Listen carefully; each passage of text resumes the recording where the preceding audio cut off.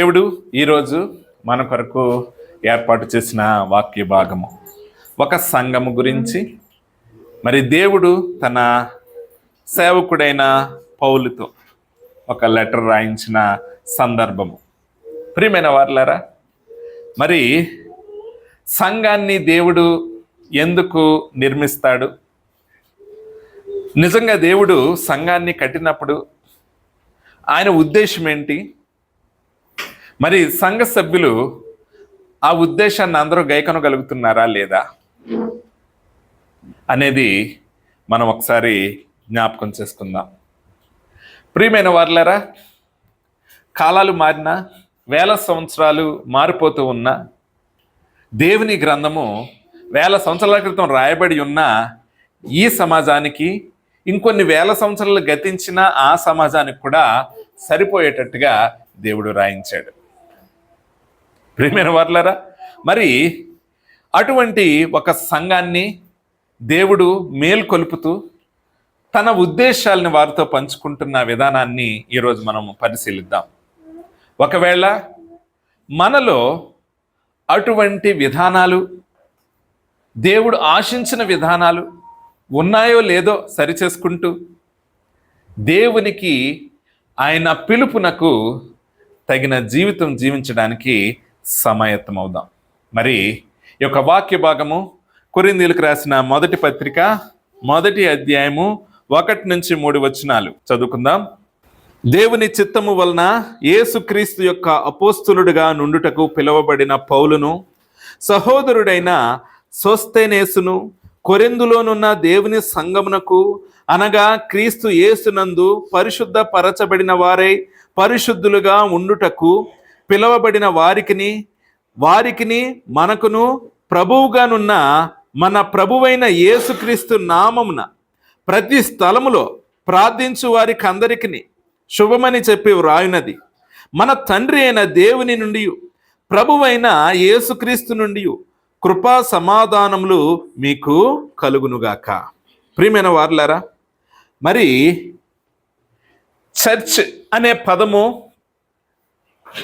ఒక గ్రీక్ పదం ఎక్లేషియా నుంచి వచ్చిందని చాలా కాలం క్రితం మనం చెప్పుకున్నాం, చాలాసార్లు చెప్పుకున్నాం. ఎక్లేషియా అంటే అర్థము, ఒక అర్థము కాల్డ్ అవుట్ పీపుల్, పిలవబడిన ప్రజలు. ఎక్కడి నుంచి పిలువబడ్డారు? లోకము నుంచి పిలువబడ్డారు. ఎందుకోసం పిలువబడ్డారు? దేవుని యొక్క స్వకీయ జనాంగంగా ఉండడానికి పిలువబడ్డారు. ఇంకా ఎందుకు పిలువబడ్డారు? ఆయన యొక్క పరిశుద్ధ జనాంగముగా ఉండడానికి పిలువబడ్డారు. ప్రియమైన వారులారా, సంఘ సభ్యులు అనగా జీవించుచున్న పరిశుద్ధులు. చాలాసార్లు మనం చూస్తూ ఉంటాం, కొంతమందికి చనిపోయిన తర్వాత కొన్ని సంఘాలు, కొన్ని సంస్థలు సెయింట్ హోదా ఇస్తూ ఉంటాయి. అంటే వారు పరిశుద్ధంగా జీవించారు కనుక ఇక నుంచి అతన్ని ఏమని పిలవాలి? సెయింట్ సంథింగ్, అతని పేరు. అయితే మరి దేవుడు మనతో మాట్లాడుతున్న మాట ఏంటంటే, మీరు పరిశుద్ధులుగా ఉండడానికి పిలువబడ్డారు. ఎలా పిలువబడ్డారు? పరిశుద్ధులుగా ఉండడానికి పిలువబడ్డారు. చాలామంది క్రైస్తవులు చాలా రకాలుగా చాలా మంచి బోధలు వింటూ ఉంటున్నారు. చాలా సంఘాల్లో ప్రపంచవ్యాప్తంగా వారు అనుకుంటూ ఉంటారు, క్రీస్తు గొప్ప దేవుడు, మంచి దేవుడు, మనల్ని దీవించడానికి పిలిచాడు. ఎస్, దీవించడానికి పిలిచాడు. అంత మాత్రమే కాదు ప్రియమైన వారులారా, మనము పరిశుద్ధంగా ఉండడానికి పిలిచాడు. ఎలా పిలిచాడు? పరిశుద్ధంగా ఉండడానికే పిలిచాడు. చాలామంది ఈ పరిశుద్ధతను నిర్లక్ష్యం చేస్తారు. ఎందుకు? వారు లోకము నుండి వేరు చేయబడ్డారు అనే యొక్క ఆలోచన నుంచి బయటకు వచ్చి లోకానుసారంగా జీవించడానికి వారి జీవితాలని వారు ఏమాత్రం మార్చుకోవడానికి ఇష్టపడరు. ప్రియమైన వారులారా, మరి ఈ యొక్క సంఘము, కొరింథు సంఘము గురించి చెప్పాలంటే ఏం చెప్పాలి? ఈ కొరింథీ సంఘము గురించి పరిపూర్ణముగా ఆ పత్రికలన్నీ చదివితే మనకు అర్థమయ్యేది ఏంటో తెలుసా? కొరింథు సంఘము అపోస్తులుల చేత దేవుడు ఆ సంఘాన్ని స్థాపించాడు. ఎవరి చేత? అపోస్తుల బోధ చేత వీరు క్రీస్తు యేసును అంగీకరించగలిగారు. వీరిని క్రీస్తులో బలపరిచిన వారు, క్రీస్తులోకి నడిపించిన వారు చిన్నవారు కాదు, చాలా గొప్పవారు, దేవునితో నడిచిన వారు. వారి బోధలను బట్టి వీరు క్రీస్తే నిజమైన దేవుడని అంగీకరించారు. అయితే ఈ సంఘం గురించి మనము జాగ్రత్తగా ఆలోచిస్తే ఈ సంఘము ఒక అపవిత్రమైన సంఘము. ఏం సంఘము? అపవిత్రమైన సంఘం. ఈ సంఘములో పవిత్రత లేదు. కానీ దేవుడు ప్రేమించే దేవుడు గనక పౌలుతో ఏమి రాయిస్తున్నాడంటే, మీరు సజీవులుగా పరిశుద్ధమైన జనాంగముగా జీవించడానికి పిలువబడ్డారు. ఎందుకు ఇది అపవిత్రమైన సంఘముగా పిలువబడుతుంది అనగా, ఈ సంఘములో కొంతమంది అనైతిక శారీరక సంబంధాలు పెట్టుకున్న వారు ఉన్నారు. ఎలా ఉన్నారు? అనైతిక శారీరక సంబంధాలు పెట్టుకున్న వారు ఉన్నారు. అంటే ఎక్స్ట్రా మార్టల్ అఫైర్స్ పెట్టుకున్న వాళ్ళు ఉన్నారు ఈ సంఘంలో. కొంతమంది త్రాగుబోతులు ఉన్నారు. ఎవరున్నారు? కొంతమంది త్రాగుబోతులు ఉన్నారు. కొంతమంది ఎలాంటిదంటే, వారికి నచ్చిన జీవితాన్ని వారు జీవించుతూ దేవుని కృపను ఒక మాస్కుగా ధరిస్తూ, ఎలా అంటే, దేవుని కృప లేనిదే మేము ఎలాగండి, ఆయన ప్రేమమయుడు. నువ్వు తప్పు చేస్తున్నావంటే నువ్వెవడు నాకు చెప్పడానికి, నువ్వెవరు నాకు జడ్జి చేయడానికి, తీర్పు తీర్చడానికి? దేవుడే జడ్జి చేసేవాడు. నువ్వెవడవే నీ కంట్లో దూలాన్ని పెట్టుకొని ఎదుటి వారి కంట్లో నలుసును ఎత్తుతావా అని ఆయన కృపను బట్టి, ఆయన కృపను వీరికి అనుకూలంగా మార్చుకుంటూ లోకానుసారంగా జీవించే జీవితాలు మరి ఈ సంఘంలో ఉన్నాయి. ఈ సంఘంలో మరి అధికారము కొరకు తాపత్రయపడే 4 గ్రూప్స్ ఉన్నాయి. ఎన్ని? 4 గ్రూప్స్ ఉన్నాయి. మాకే అధికారం కావాలి. ఎవరు? నేను పరిశుద్ధుడైన పౌలు తాలూకా. మాకు అధికారం కావాలి. మేమెవరో తెలుసా? పేతురు తాలూకా. మేమెవరో తెలుసా? అపోల్లో తాలూకా. మేమెవరో తెలుసా? మీరెవరు కదా, యేసుక్రీస్తు తాలూకా. మేము అధికారం ఎవరికి కావాలి? మాకే కావాలి. ప్రియమైన వారులారా, రకరకాల కాన్ఫ్లిక్ట్స్ తోటి ఈ సంఘము పరిశుద్ధంగా ఉండడానికి పిలువబడిన ఈ సంఘములోని సభ్యులు అనైతికతకు చోటిచ్చి, లోకానుసారమైన జీవితానికి చోటిచ్చి, పవిత్రమైన సంఘముగా పిలువబడిన పరిస్థితుల్లో అపవిత్రమైన సంఘముగా పిలువబడుతున్నది. ప్రియమైన వారులారా, కారణం ఏంటో తెలుసా?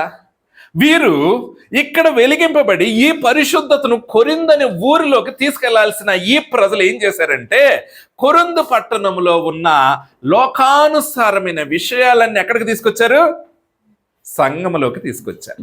ప్రియమైన వారులారా, చూడండి, చాలామంది లోకానుసారమైన జ్ఞానాన్ని ఎక్కడ ఉపయోగిస్తారు? సంఘములో ఉపయోగిస్తారు. తమ తోటి విశ్వాసులకి ఉపయోగిస్తారు. ఫర్ ఎగ్జాంపుల్, ఎవరైనా వ్యాపారమో ఏదన్నా ఆటో లేకపోతే ట్యాక్సీ లాంటి కొంతమంది, అందరి గురించి నేను అనట్లేదు, సంఘంలో ఉన్నారు కానీ పిలిచారనుకోండి, బయటోడికి ఎంత? 100 రూపాయలు. సంఘస్థుడికి ఎంత అవుతుంది? 150. ఎందుకు? సంఘస్థుడు బయటికి వెళ్ళలేడు. అర్థమైందా? సంఘస్థుడు ఏం చేస్తాడు? బయటికి వెళ్ళాడు కదా, ప్రేమతో పిలుస్తాడు కాబట్టి ఇలాగనమాట. అంటే దొరికినప్పుడే ఏం చెయ్యి? దోచేయి. ఇలాంటి విధానాలు మరి, అంటే ఫర్ ఎగ్జాంపుల్గా చెప్తున్నానండి, అంతే. అంటే ఇలాంటి ఏదైనా తీసుకోండి, లోకానుసారమైన జ్ఞానం ఎక్కడికి తీసుకొచ్చారు? వీళ్ళు సంఘంలోకి తీసుకొచ్చారు. లోకానుసారమైన జ్ఞానం ఏంటి? ప్రియమైన వారులారా, ఆ రోజుల్లో ఒక వ్యక్తి నైతిక విలువకు, ఒక వ్యక్తి క్యారెక్టర్ని చెప్పడానికి ఏం వాడేవారంట తెలుసా? మరి ఎవడనుకున్నారా వాడు కొరింథోడురా అంటే ఏంటి అర్థం? ఆ ఊరోడా ఈడు? అందుకనరా ఈడు ఇలా మాట్లాడుతున్నాడు, అందుకనరా ఈడు మోసగాడు, అందుకనరా ఈడు వ్యభిచారి, అందుకనరా దేవునికి విరుద్ధంగా ఉండే వ్యక్తి. అర్థమైందా మీకు ఆ ఊరి పేరేంటో?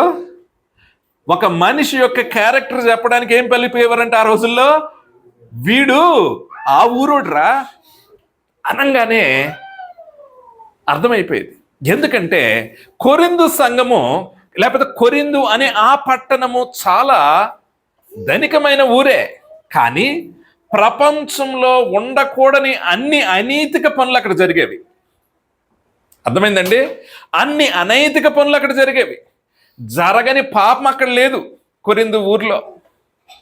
అదేవిధంగా చాలా గర్విష్ఠులు కూడా వాళ్ళందరూ కొరింథు వాళ్ళు. ఎందుకో తెలుసా? వాళ్ళకి తత్వజ్ఞానం చాలా ఎక్కువ, జ్ఞానం కూడా ఎక్కువే. ప్రియమైన వాళ్ళరా, వారికి ఏంటి? జ్ఞానము కూడా ఎక్కువే. ఈ జ్ఞానాన్ని కూడా తీసుకొచ్చారు ఎక్కడికి? సంఘంలోకి.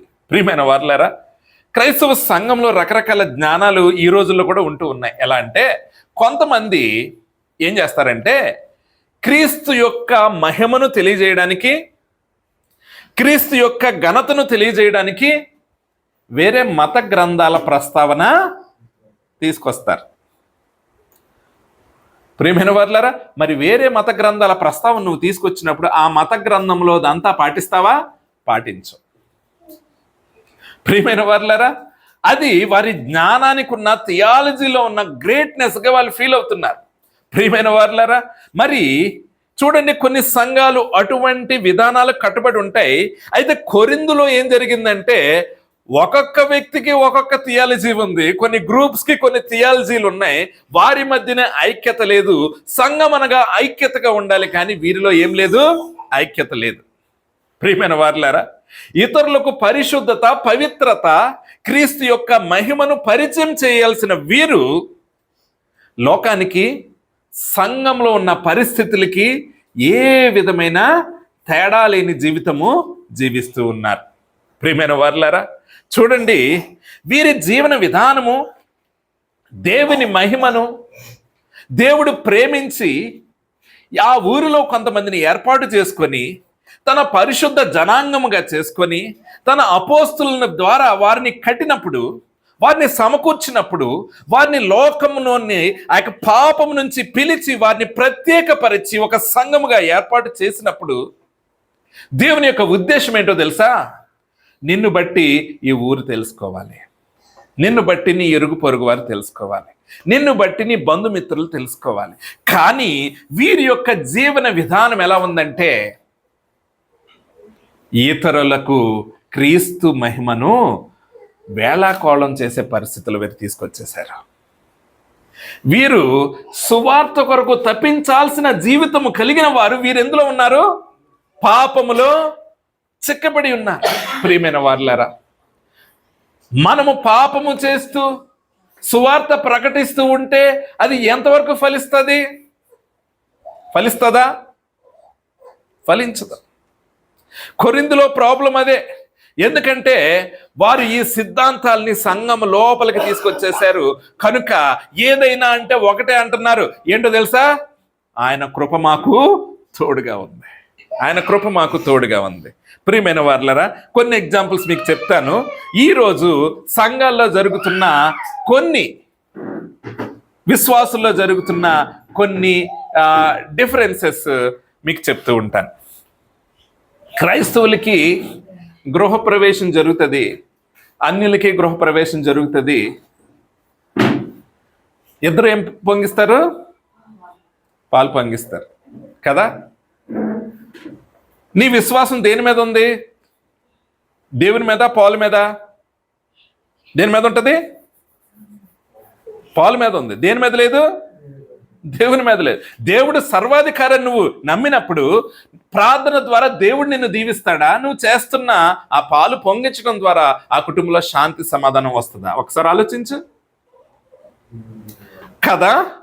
మరి రేపొద్దున్న నీతో ఫ్రెండ్షిప్ చేసే ఒక ఆమెతోనో ఒక వ్యక్తితోనో నువ్వు గృహప్రవేశం చేసుకుంటున్నావు, ఆ పాస్టర్ గారితో ప్రార్థన చేసుకో అని చెప్పడంలో ఆంతర్యం ఏంటి? ఒకవేళ నీ మాట వినేవాళ్ళు అనుకోండి, వాళ్ళు నీతో స్నేహంగా ఉండేవాళ్ళు, నీ మాట కొట్టేయలేని వాళ్ళు, వాళ్ళకి ఏం చెప్తున్నావు నువ్వు? ప్రార్థన చేయించుకో అంటే వాళ్ళు అనలేరా? పర్లేదులే, మేము కూడా మీలాగే ఏం చేస్తాం, పాలు పొంగిస్తాం అని చెప్పలేరా వాళ్ళు? ఇప్పుడు ఆటంకం ఎవరు? దేవుని మహిమకు ఆటంకం ఎవరు? ఎవరు? మనమే. నిన్ను వారు అడిగినప్పుడు నువ్వు చెప్పాలి కదా, పాలు పొంగించరా మీరంటే, మాకెందుకు, మా దేవుడు సర్వశక్తిమంతుడు, పాలును బట్టి అంటే మా దేవుడు ప్రార్థించాం చాలదేంటి మాకు? మా దేవుడు పాలు పొంగించినా పొంగకపోయినా ఆయన కృపను మాకు తోడుగా ఉంచుతాడు, ఆయన మమ్మల్ని దీవిస్తాడు, ఆయన సర్వశక్తిమంతుడు అని చెప్పగలిగే క్రైస్తవులు ఎంతమంది ఉంటున్నారు? ఈ పాలు పొంగించే థియాలజీ ఎక్కడది? బైబిల్లోదా? ఎక్కడది? లోకంలోది. ఎక్కడ తీసుకొచ్చాము? సంఘంలోకి తీసుకొచ్చాము. ప్రియమైన వారలారా, సంఘంలోకి తీసుకొచ్చాము. మరి పాలు పొంగించిన నీవు ఇంట్లో కష్టం వస్తే ప్రార్థన ఎందుకు చేస్తావు? ఆ రోజు కూడా ఇంకొక 1/2 లీటర్ పాలు తెచ్చి పొంగించు, బాగా పొంగించు.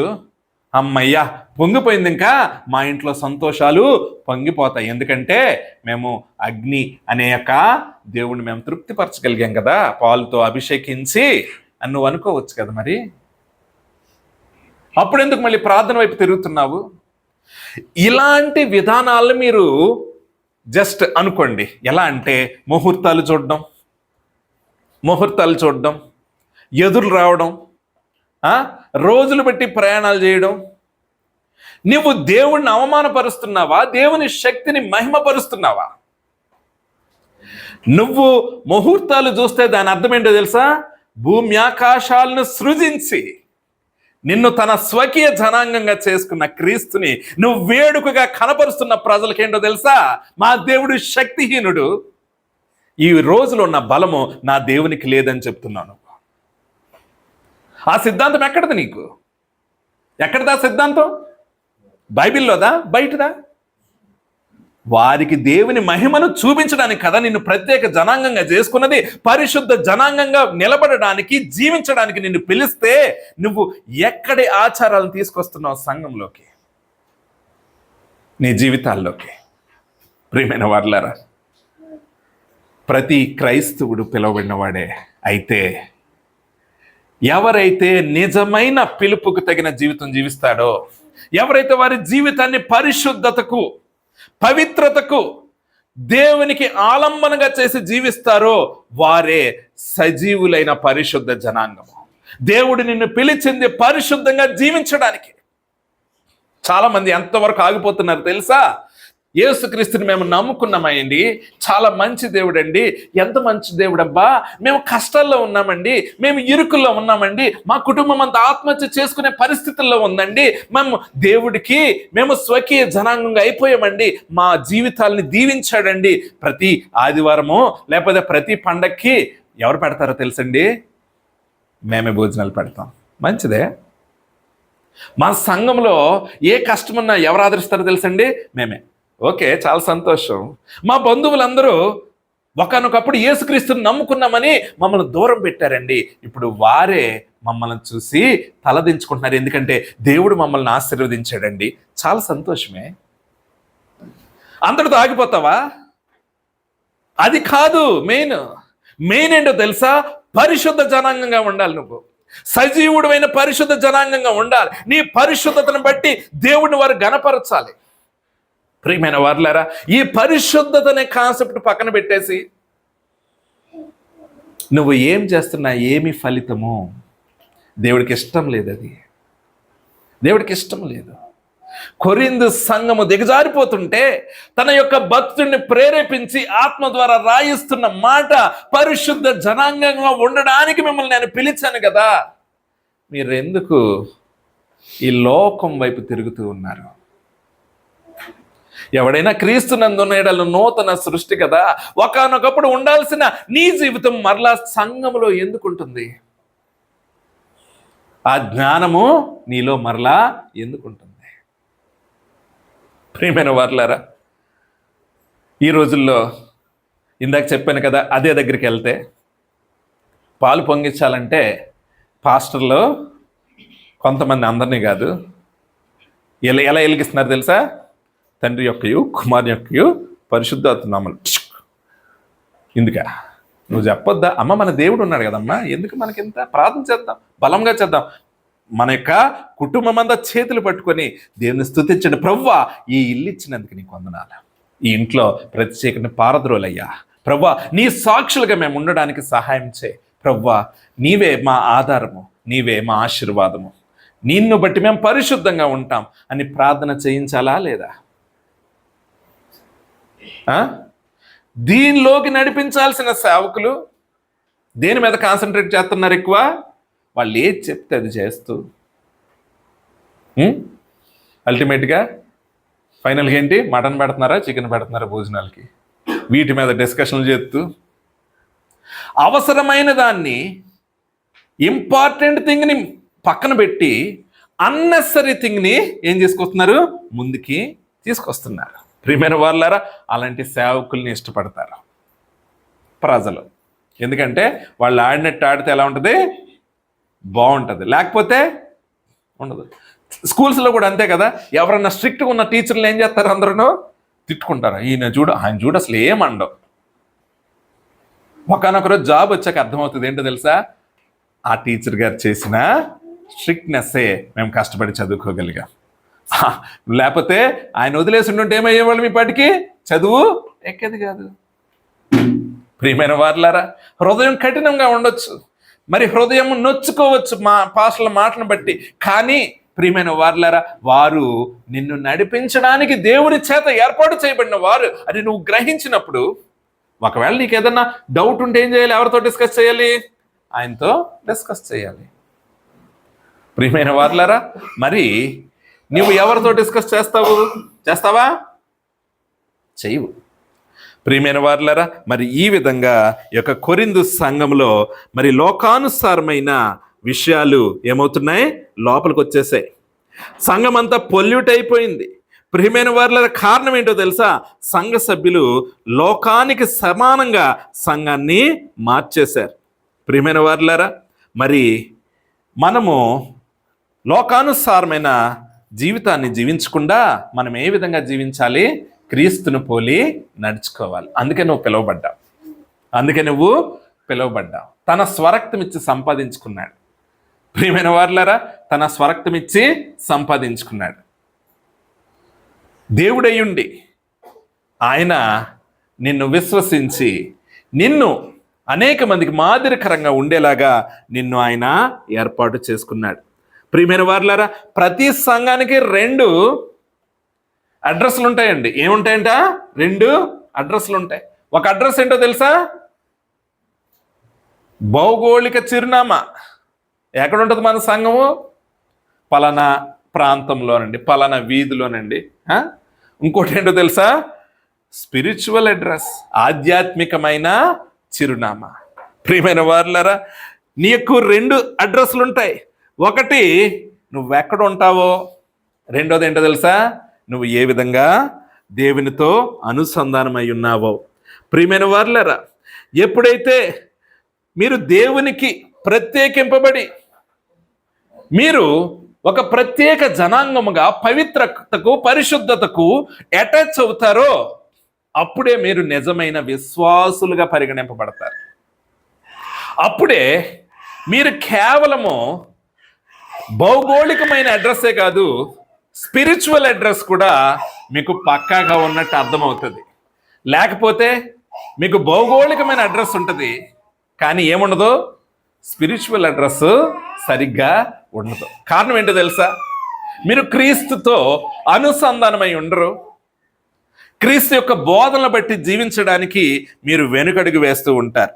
ప్రియమైన వారులారా, ఎవరైతే విశ్వాస సహితముగా దేవుని మాటల ప్రకారం జీవిస్తారో వారే పరిశుద్ధులు అవుతారు. ఎప్పుడైతే లోకాన్ని మనము కొంచెం పెన వేసుకుంటామో, లోకం వైపు అడుగులు వేస్తామో, మనలో పరిశుద్ధత ఏమవుతుంది? నెమ్మదిగా పోతూ ఉంటుంది. ఫస్ట్ ఏమనుకుంటాం తెలుసా? కొంచెమే. ఏమనుకుంటావు? కొంచెమే. పర్లేదు, మళ్ళీ నేనేం చేస్తాను? వెనకడుగు వేస్తాను. స్టూడెంట్స్ ఉంటే బాగా చెప్పచ్చు. ఎలాగో తెలుసా? ఫస్ట్ రోజు బాగానే అర్థమైంది, ఈజీయే, చదివేస్తే. ఎప్పుడు చదువుతాం? ఈరోజు వారం అంతా కొంచెం బిజీగా ఉన్నాం, వచ్చే వారం ఇది, ఆ వారం చెప్పేది చదివేద్దాం.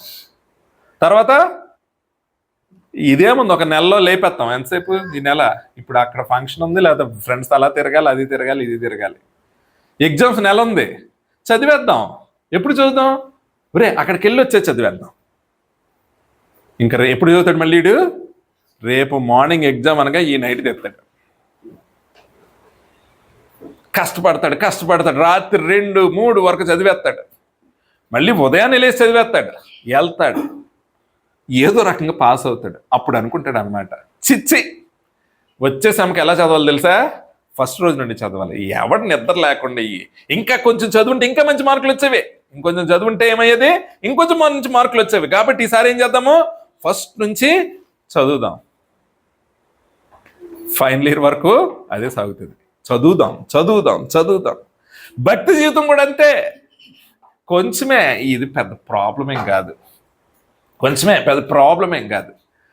గతంలో 100 అబద్ధాలు ఆడేవాళ్ళం, ఇప్పుడేంటి జస్ట్ 10 ఎంతసేపు? 9 తగ్గించుకున్నాం. 10 పెద్ద మ్యాటర్ ఏంటి? నెక్స్ట్ డేకి 9 అవుతాయి, ఆ నెక్స్ట్ డేకి 8 అవుతాయి, 10 రోజుల తర్వాత 0 అబద్ధం మన జీవితం అని అనుకుంటూ ఉంటాం. ప్రియమైన వారులారా, అది కాదు. మనం గమనించాల్సింది ఏంటంటే, దేవుడు ఏది చెప్తే అది ఫాలో అయిపోవడమే. కష్టమైన, నష్టమైన, ఇబ్బంది అయినా. ఎలాగో మరి అబ్రహాము జీవితాన్ని చూస్తే మనకి అర్థమవుతూ ఉంటుంది. ఎలాగా? ఇష్మాయేల్ని భార్య పంపించేమంది. అబ్రహాము హృదయం ఎలా ఉంటుంది? చాలా బాధ ఉంటుంది. ఎందుకంటే అప్పటికి చాలా ముసలివాడే అతను. ఏం చేశాడు? వెంటనే ప్రభు దగ్గరికి వెళ్ళాడు. ఏం ప్రభువా, ఇష్మాయేల్ పంపేయమంటుంది? దేవుడు నీ భార్య మాట విను అన్నాడు. ఏమన్నాడు దేవుడు? నీ భార్య మాట విను. మరి ఇస్సాకు వల్లనే వాగ్దానము నేను పూర్తి చేయబోతున్నాను. బాధతో ఒక మాట అడిగాడు, మరి ప్రభు ఇష్మాయేల్ కూడా దీవిస్తావా? ఇష్మాయేల్ని కూడా దీవిస్తాను, తన గర్భం నుంచి 12 మంది రాజులు పుడతారు, నువ్వేం బాధపడకో, ఐ విల్ టేక్ కేర్. పంపించేశాడు. సంతోషంగా పంపించుంటాడా? నో, బాధతోనే పంపించాడు. కన్నీరు కూడా కార్చే ఉంటాడు, ఎంతో దుఃఖించుంటాడు. కడుపును పుట్టినోడిని పంపించేయాలని కష్టం కాదా? బట్ దేవుని యొక్క ప్రణాళిక, తన వంశం నుండి, ఇస్సాకు వంశం నుండి క్రీస్తు పుట్టబోతున్నాడు. ఆ యొక్క ప్రణాళికకు నేను ఎక్కడ అడ్డు రాకూడదు, ఎక్కడ ఇబ్బందికరంగా ఉండకూడదు అనుకున్నాడు. అబ్రహాముకి ఇచ్చిన వాగ్దానం ఏంటంటే, ఈ యొక్క సమస్త దేశాల్ని, సమస్త జాతుల్ని, సమస్త వంశాలని నీ యొక్క సంతానం ద్వారా నేను దీవిస్తానన్నాడు. దాన్ని నమ్మాడు. నువ్వే చెప్తే అదే చేస్తాను. ఇస్సాకును బలిచ్చినప్పుడు సంతోషం తెచ్చుంటాడా? ఇవ్వడానికి వెళ్ళుంటాడా? ఎంతో కన్నీరు కార్చుంటాడు, హృదయం ఎంతో బదులైపోయి ఉంటుంది. కానీ దేవుని యొక్క మాటను తృణీకరించలేకపోయాడు. కారణం ఏంటో తెలుసా? బైబిల్లో ఒక మాట ఉంది, ఏంటో తెలుసా? అబ్రహాము దేవుని నమ్మెను, అది అతనికి దేవుడు నీతిగా ఎంచాడు. అప్పుడు ధర్మశాస్త్రం ఇవ్వబడలేదు అబ్రహాముకి. మోషే ద్వారా ధర్మశాస్త్రం రాయించాడు. అబ్రహాం కాలంలో ధర్మశాస్త్రం లేదు, కానీ ధర్మశాస్త్రము లేకపోయినను దేవుని మాట ప్రకారం జీవిస్తూ సజీవమైన ధర్మశాస్త్రంగా జీవించాడు మరి అబ్రహాం. కొన్నిసార్లు ఒడిదుడుకులు వచ్చినను తన జీవితంలో దేవుని బట్టి సరి చేసుకుంటూ ముందుకు అడుగులు వేసుకుంటూ వెళ్ళిపోయాడు. ప్రియమైన వారులారా, మనం విశ్వసిస్తున్నామంటే అవసరాలకి దేవుణ్ణి వాడుకోవడం కాదు, కానీ విశ్వసిస్తున్నామంటే ఆయన పరిశుద్ధతను మనం ఏం చేసుకోవాలి? మన జీవితంలో చూపించాలి. ఎప్పుడైతే మన జీవితంలో పరిశుద్ధత లేదో, పవిత్రత లేదో, మనము విశ్వాసులము కాదు. ఎలాగా? నేమ్ సేక్ విశ్వాసులు, మాట మాత్రమే, మాట వరకు మాత్రమే విశ్వాసులము. మన జీవితంలో ఏమి లేదు? విశ్వాసము లేదు. అందుకని అబద్ధాన్ని ఆధారం చేసుకుంటున్నాము, మోసాన్ని ఆధారం చేసుకుంటున్నాము, లంచాలను ఆధారం చేసుకుంటున్నాను, మాటగారితనంని ఆధారం చేసుకుంటున్నాము. ప్రియమైన వారులారా, నువ్వు ఒకవేళ నిజంగా గొప్ప విశ్వాసి అయినా సరే, గొప్ప విశ్వాసం అయినా సరే నీ సొంత జ్ఞానాన్ని నువ్వు ఉపయోగిస్తే అల్టిమేట్గా నువ్వేమవుతావు తెలుసా? ఫెయిల్ అవుతావు ఆ విషయంలో. ఇస్సాకు ఎవరిని దీవించాలి? ఎవరిని దీవించాలి? నిజాయితీగా గర్భములో ఉన్నప్పుడే దేవుడు చెప్పేశాడు, చిన్నవాడినే నేను ఎన్నుకుంటున్నానని చెప్పేశాడు. కానీ ఏ విధానాన్ని అవలంబించాడు? ప్రేమ అతని యొక్క శారీరకంగానే కాదు, గుడ్డోడు, మనసు కూడా గుడ్డిదే. ఎందుకంటే ఏశావు అంటే అంత ప్రేమ. ఏశావు అంటే అంత ప్రేమ. ఏశావు గురించి ఏం రాయబడి ఉన్నది? ఒక వ్యభిచారని రాయబడి ఉన్నది. అయినా సరే, అరే నా తండ్రి అలాంటోడు కాదు, నేను అలాంటోడు కాదు, మనం దేవుని కొరకు ప్రత్యేకింపబడిన జనాంగము కదా, నా పెద్ద కొడుకు ఏంటి ఇలా చేస్తున్నాడు అనే ఆలోచన ఏమీ లేదు. దేవుని ఆలోచనలన్నీ పక్కన పెట్టేసి అన్ని ఏం తీసుకొచ్చాడంట? సైంటిఫిక్ మెజర్మెంట్స్ తీసుకొచ్చాడు. ఏం చేశాడు? తింటే ఆ రుచి అలా ఉందా లేదా, టచ్ చేస్తే అలా ఉన్నాడా లేదా, స్మెల్లో నా పెద్ద కొడుకు కొత్తన్నట్టే వస్తుందా లేదా. అల్టిమేట్గా ఏం అయింది? ఫెయిల్ అయిపోయాడు. అబ్రహాము ఇస్సాకుకి భార్యను తీసుకురావడానికి ఎంత దూరం పంపాడు తెలుసా? 500 మైళ్ళు దూరం పంపాడంట. నా స్వకీయ జనాంగం నుంచి తనకి నా కోడలను తీసుకురాని పంపించాడు. మరి ఇతనేం చేశాడు? ఏ ప్రజల యొక్క పాపము దేవుడు భరించలేకపోతున్నాడో, ఏ ప్రజలను ఆ ప్రాంతంలో ఉండకుండా తీసేసి అబ్రహాము సంతానానికి ఆ యొక్క ప్రాంతాన్ని ఇస్తానని వాగ్దానం చేశాడో వారితో సహవాసం చేశాడు. వారిని కోడళ్ళగా, భార్యలుగా తెచ్చుకొని కోడలుగా పెట్టాడు. వారి ద్వారా ఇస్సాకు, రెబ్కా అలసిపోయారు, వెక్స్ అయిపోయారు వారు చేస్తున్న పనులు. ఎందుకంటే వీరు భక్తి చెప్తున్నారు, వాళ్ళు అసలు లెక్క చేయట్లే. అమ్మ ఇది తప్పమ్మ, వాళ్ళు లెక్క చేయట్లే. వాళ్ళకి నచ్చినట్టు వాళ్ళు చేస్తున్నారు. వీళ్ళ యొక్క జీవితాలు ఏమైనాయి? విసిగి వేసారాయి. అయినా సరే ఇస్సాకు ప్రేమ ఏమైపోయింది? గుడ్డితనం చేసింది. కనీసం ప్రార్థన చేస్తే దేవుడు చెప్పేవాడు కదా, ప్రభువా ఇద్దరిని దీవించాలనుకుంటున్నాను, నా పెద్ద కొడుకుని దీవించాలనుకుంటున్నా అంటే దేవుడు ఏదో చెప్పేవాడు, అదేదో పాటించవచ్చు కదా. నో, అసలు అవన్నీ పట్టించుకోవడం మానేశాడు. ప్రియమైన వారలారా, ఇస్సాకు చాలా గొప్ప మరి దైవజనుడే, భక్తుడే. కాకపోతే కొన్నిసార్లు లోకరీతి ఆలోచన చేశాడు. ఎందుకంటే పెద్ద కొడుకుని దీవించాలని తాపత్రయపడ్డాడు. ప్రియమైన వారలారా, మనము కూడా భక్తి చేస్తాము, చాలా ఎంతో దేవుళ్ళు ఎదుగుతూ ఉంటాము. కొన్నిసార్లు ఏం చేస్తాం తెలుసా? కొంచెమే కదా, ఇది దేవునికి దూరం అవుతున్నాం అనుకొని పవిత్రత నుండి తప్పించబడినప్పుడు మనం అనుకుంటూ ఉంటాం, కొంతకాలమే తప్పించబడ్డాం, చిన్న విషయంలోనే తప్పించబడ్డాం అని భ్రమిస్తూ ఉంటాం. కానీ అల్టిమేట్గా ఎంతవరకు వెళ్ళిపోతాం? మనము దేవుని రాజ్యాన్ని పోగొట్టుకునేటంత వరకు వెళ్ళిపోతాం మనం. ప్రియమైన వారలారా, మరి దేవుడు మనల్ని ప్రత్యేకపరిస్తే, లోకం నుంచి ప్రత్యేకపరిస్తే మనం ఎక్కడికి వెళ్తున్నాం? ప్రియమైన వారలారా, మరి మూలవాక్యము 2వ వచనం ఒకసారి చదువుదాం. కొరింథీయులకు రాసిన 1వ పత్రిక 1వ అధ్యాయం 2వ వచనంలో, కొరింథులో ఉన్న దేవుని సంఘమునకు అనగా క్రీస్తు యేసునందు పరిశుద్ధపరచబడిన వారై పరిశుద్ధులుగా ఉండుటకు పిలువబడిన వారికి మనకును ప్రభువుగా ఉన్న మన ప్రభువైన యేసుక్రీస్తు నామమున ప్రతి స్థలములో ప్రార్థించు వారికి అందరికీ శుభమని చెప్పి రాయినది. దేవుని సంఘము, ఏ సంఘము? పరిశుద్ధంగా జీవించడానికి దేవుడు ఏర్పాటు చేసుకున్న సంఘము. ప్రియమైన వారలారా, అయితే మరి ఆ పవిత్రత ఏమైపోయింది ఈ సంఘంలో? దేవుడు మనకి ఫ్రీ విల్ ఇచ్చాడు. ఆయన ఏమి నిన్ను బలవంతంగా భక్తి చేయించలేడు అంటే చేయించగలడు, కానీ చేయించడు. అది ఆయన విధానం కాదు. ఏం చేస్తాడు? నీకు ఫ్రీ విల్ ఇస్తాడు. అర్థమైందండి? ఫ్రీ విల్ ఇస్తాడు.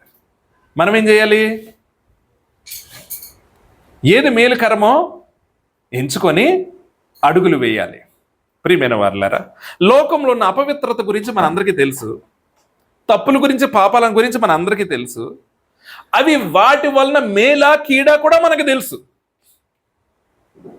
అవునా కదండి? తెలియక చేస్తామా పాపం? తెలిసే చేస్తామా? తెలిసే చేస్తాం. కారణం ఏంటో తెలుసా? మనం అనుకుంటాము ఈ ఒక్కసారికి ఏమవదులే, ఇదొక్కటే కదా ఏమవదులే. దాని తీవ్రత తెలుసు. దానికి వలన దేవుడికి మనం ఇష్టలుగా ఉండలేమని తెలుసు. దేవుని యొక్క కృపను కోల్పోతామని తెలుసు. ఆశీర్వాదం కోల్పోతామని తెలుసు. ఆయన రాజ్యానికి దూరం అయిపోతున్నామని తెలుసు. దేవుని నామానికి అవమానకరంగా ఉంటున్నామని తెలుసు. దేవుని సువార్తకి ఆటంకముగా ఉంటున్నామని కూడా మనకు తెలుసు. కానీ అందులో జీవించడానికి మనము ఇష్టపడుతూ ఉన్నప్పుడు వారు నిజమైన క్రైస్తవులుగా, విశ్వాసులుగా పరిగణింపబడరు. ఇటువంటి జీవన విధానాన్ని అవలంబిస్తే నువ్వు దేవునికి విరుద్ధంగా మాత్రమే పాపము చేయట్లేదు, కానీ ప్రతి క్రైస్తవునికి విరుద్ధంగా నువ్వు పాపం చేస్తున్నావు. ఎందుకంటే ఆ సంఘమునకు లేకపోతే ఆ వ్యక్తులకు నువ్వు పాపాన్ని అంటగడుతున్నావు. ప్రియమైన వారులారా, పిలవబడిన పరిశుద్ధ జనాంగమా అంటున్నప్పుడు అందులో కలుపు మొక్కలు ఉంటే ఏంటి పరిస్థితి? నువ్వు ఎవరికి విరుద్ధంగా ఉన్నావు? సంఘానికి విరుద్ధంగా ఉన్నావు. దేవునికి మాత్రమే అనుకోకు, నువ్వు సంఘానికి కూడా విరుద్ధంగానే ఉన్నావని దేవుడు మాట్లాడుతూ ఉన్నాడు. ఎంతకాలం రేపు మా పని మార్చుకోవడానికి మనం ఆరాటపడేది, వాయిదాలు వేసేది? పౌలు ద్వారా హెచ్చరిస్తున్నాడు, బీ కేర్ఫుల్. నువ్వెందుకు పిలువబడ్డావో నీకు తెలుసా? ఈ ఊరిలో నిన్ను ప్రత్యేకపరిచి పాపంలో కూరుకుపోతున్న వారిని, చీకటిలో శాపంలో కూరుకుపోతున్న వారిని నేను నిలవబెట్టి, దేవునిలో ఉండే పవిత్రత ఎంత గొప్పదా, పరిశుద్ధత ఎంత గొప్పదా, ఆయన ఇంత నీతిమంతుడా, ఆ నీతి నాకు కావాలి, ఆ పరిశుద్ధత నాకు కావాలని నిన్ను ద్వారా వారిని ఆకర్షించాలని, నీ ద్వారా మంచి జీవన విధానాలను వారికి నేర్పాలని దేవుడు నిన్ను ఏర్పాటు చేసుకున్నాడు. కానీ లోకంలో లేకపోతే ఆ ఊర్లో ఉన్న గబ్బంత ఎక్కడికి వచ్చింది? ఇప్పుడు ఫైనల్గా సంఘంలోకి వచ్చింది. ప్రియమైన వారితో మాట్లాడుతూ ఉన్నాడు, పరిశుద్ధ జనాంగమా ఏం చేస్తున్నారు మీరు? ప్రియమైన వారులారా, అదేవిధంగా మరి 4 నుంచి 6 వచనాలు చదువుకుందాం. మూలవాక్యంలోనే, క్రీస్తు యేసునందు మీకు అనుగ్రహింపబడిన దేవుని కృపను చూచి మీ విషయమై నా దేవునికి ఎల్లప్పుడూ కృతజ్ఞతాస్తుతులు చెల్లించుచున్నాను. క్రీస్తును గూర్చిన సాక్ష్యము మీలో స్థిరపరచబడినందున ఆయన యందు మీరు ప్రతి విషయంలోనూ, అనగా సమస్త ఉపదేశంలోను సమస్త జ్ఞానంలోను ఐశ్వర్యవంతులైరితిరి. చూడండి చాలమ్మా, దేవుడు వారిని ఐశ్వర్యవంతులుగా చేశాడంట. ఎలా చేశాడమ్మా? ఐశ్వర్యవంతులుగా చేశాడు. గ్రీక్లో రాయబడిన ఈ ఐశ్వర్యవంతులు అనే పదాన్ని, వారి భాషలో ఉన్న పదాన్ని ఇంగ్లీష్లోనంట ఎగ్జాక్ట్గా ట్రాన్స్లేట్ చేస్తే ప్లూటోక్రాట్ అంటారంట. ఏంటంట? ప్లూటోక్రాట్ అంటే ఐశ్వర్యవంతుడనే పదం చిన్నదే, ఇంకా గొప్పవాడు. ఇంకా మనకున్న సామాన్య భాషలో చెప్పుకోవాలంటే అతడు చాలా చాలా ఐశ్వర్యవంతుడని అర్థం. ఏంటంట? చాలా చాలా ఐశ్వర్యవంతులు. అలాగే కొంచెం ఐశ్వర్యవంతులు కాదు, వాళ్ళ ఐశ్వర్యాన్ని మనము వర్ణించలేం. ఎందుకో తెలుసా? వారికి దేవుడు అంతటి క్రీస్తుకు సంబంధించిన ఉపదేశము చేసేవారిని అక్కడికి పంపాడు. ప్రియమైన వారులారా, అటువంటి ఉపదేశం వారు పొందుకున్నారు. దేవుని గురించిన జ్ఞానం వారికి పరిపూర్ణంగా ఉన్నది. అర్థమైందా మీకు నేను చెప్తుంది? వారు నాలెడ్జ్ వైజ్ వెరీ సౌండ్. వాళ్ళకి ఫుల్ నాలెడ్జ్ ఉంది, తెలియక పాపం చేయట్లా. అర్థమైందా మీకు? ఎందుకంటే ఇంచుమించు ఆ సంఘాన్ని బలపరిచిన వాళ్ళు ఎవరు? పౌలు లాంటి వారు, తిమోతి లాంటి వారు, ఇంకా దేవుని యొక్క శిష్యులు ద్వారా స్థాపించబడి బలపరచబడిన సంఘము. వీరికి సంపూర్ణ జ్ఞానం ఉంది. ఎలాంటి ఉపదేశము? న్యాయంగానే మాట్లాడుకుందామా? అంటే ఫర్ ఎగ్జాంపుల్, నాలాంటి వాడు సరిపోతాడా శిష్యులతో ఈక్వల్గా బోధించగలుగుతానా? ఇంపాసిబుల్ కదా. పౌలుతో సమానంగా బోధించగలుగుతానా? ఇంపాసిబుల్ కదా. వాళ్ళు చాలా ఉన్నతమైన అభిషేకం పొందిన క్రీస్తు ద్వారా మరి ఈ యొక్క లోకాన్ని తలక్రిందులు చేయడానికి పంపబడిన వారు వాళ్ళు. అటువంటి శిష్యుల ద్వారా బలపరచబడిన ఈ సంఘము, ఈ సంఘ ప్రజలు ఎలాంటి జ్ఞానం పొందుకున్నారంటే క్రీస్తు గురించిన సంపూర్ణ జ్ఞానమును, ఉపదేశమును పొందుకున్నారు వీళ్ళు. అందులో ఐశ్వర్యవంతులు వాళ్ళు. ఎందుకంటే వారికి సంపూర్ణ నాలెడ్జ్ ఉంది. How to live, who is God. వారి ద్వారా ఆ జ్ఞానాన్ని పొందుకున్నారు. కానీ దే ఆర్ ఫెయిల్ అయిపోయారు. కారణం, ప్రియమైన వారులారా, వారి శారీరక విషయాల మీద ఉన్నంత గురి దేని మీద లేదు? పవిత్రత మీద, దేవుని మీద లేదు. ప్రియమైన వారులారా, ఆ యొక్క మరి సంఘం విషయంలో మనం మాట్లాడుకుంటే ఆ సంఘం చాలా విషయాల్లో చాలా గొప్పదే. కొన్ని విషయాల్లో మనం చూద్దాము. కొరింథీయులకు రాసిన 2వ పత్రిక 8వ అధ్యాయం 7వ వచనం. మీరు ప్రతి విషయంలోనూ అనగా విశ్వాసమందును, ఉపదేశమందును, జ్ఞానమందును, సమస్త జాగ్రత్త యందును మీకు మా ఎడలనున్న ప్రేమ యందును ఎలాగో అభివృద్ధి పొందుచున్నారో అలాగే మీరు కృపయందు కూడా అభివృద్ధి పొందుకున్నట్లు చూచుకొనడి.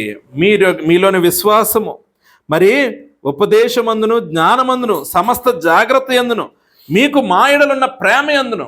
ప్రతిరోజు మంచి మంచి ఉపదేశాలు వస్తున్నాయి, మంచి మంచి వాక్యాలు వింటున్నారు, వర్ధిల్లుతున్నారు, తెలుసుకుంటున్నారు, దేవుని యొక్క హృదయాన్ని రోజు రోజుకి తెలుసుకుంటున్నారు,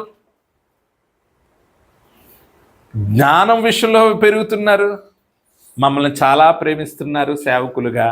కానీ కృప విషయంలో కూడా మీరు ఎదగండి. అంటే కృపను మీరు చేస్తున్న పాపాలకి మాస్కులుగా వాడుకోకండి. ప్రియమైన వారులారా, ఒక వ్యక్తిని ఎవరినైనా కొన్నిసార్లు మీరు ఆలోచించండి, సరిదిద్దితే కొంతమంది ఎలా చెప్తారంటే, ఏంటి నీలో ఇలా ఉందంటే, ఇలా ఉంటే నేను ఎందుకు ఇల్లు కొంటాను, ఇలా ఉంటే ఆ స్థలాలు ఎందుకు కొంటాను అంటే దేవుడు దీవించింది ఇవన్నీ జరుగుతాయా? ఇండైరెక్ట్గా అర్థం ఏంటంటే, నీ పని నువ్వు చూసుకో, నా పని నేను చూసుకుంటాను. ఎందుకంటే దేవుడికి అది అంత అభ్యంతరం కాదులే. అభ్యంతరం అయి ఉంటే ఈ పాటికి ఏమయ్యేది? ఆయన కృప నాకు ఉండేది కాదు, నేను ధనవంతుడిని అయ్యేది కాదు అనే యొక్క భ్రమలో కొంతమంది ఉంటూ ఉంటారు. యాక్చువల్గా ప్రియమైన వారులారా, ఆయన సహిస్తున్నాడు. ఆయన కృపను నువ్వు చేస్తున్న తప్పులకి ఒక మాస్క్గా వాడుకోకూడదు. ఆ విధంగానే చెప్ మీరు జ్ఞానమందు ఎదుగుతున్నారు కదా, కృపలో కూడా ఎదగండి. అంటే ఏంటి? ఆయన అనుసరించుట ద్వారా ఆయన కృపను పొందుకోండి. ఆయన్ని అనుసరించుట ద్వారా ఐశ్వర్యవంతులు అవ్వండి. ఎక్కడ ఐశ్వర్యవంతులు అవ్వాలట? ఈ లోకంలో ధనమును దాచుకోవడానికి తాపత్రయపడకండి. ఎక్కడ దాచుకోవాలి మీరు ధనమని? పరలోకంలో. ఎలా దాచుకోగలుగుతావు? ఆయనకి నమ్మకంగా ఉండటం వలన. నువ్వు పరలోకంలో ధనాన్ని దాచుకోవడానికి నీకు ఒకటే క్వాలిఫికేషన్ ఏంటో తెలుసా? ఆయన్ని అనుసరించడం. ఇంకోటి ఏం అవసరం లేదు. దానికి నీకు చదువున్నా లేకపోయినా ప్రాబ్లం లేదు, నీకు బ్యాక్గ్రౌండ్ ఉన్నా లేకపోయినా ప్రాబ్లం లేదు, ఆస్తిపాస్తులు ఉన్నా లేకపోయినా ప్రాబ్లం లేదు, అందగాడువైనా కాకపోయినా ప్రాబ్లం లేదు. కానీ క్రీస్తును అనుసరిస్తే, విశ్వాసమును కనపరిస్తే నువ్వు ఐశ్వర్యవంతుడివి అవుతావు.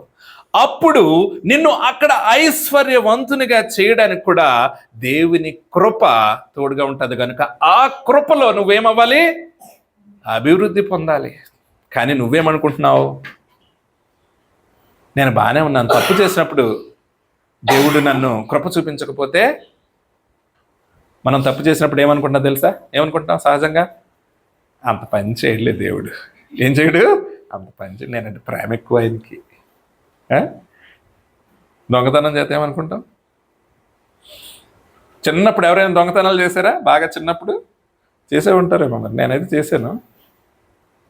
అప్పటికీ క్రైస్తవుడినే నేను. మరి అంటే క్రైస్తవుడు అంటే చిన్నప్పుడే, కానీ అంత పరిపూర్ణ జ్ఞానం లేకపోయినా తెత్తనప్పుడు అనుకోండి, దేవుడు నన్ను దొరకని ఇట్లే ఏదో రకంగా సేవ్ చేస్తానని లాగేసి ఇవ్వండి. ఆ షాపుల్లో ఏదో ఒకటి కీ చైన్లను.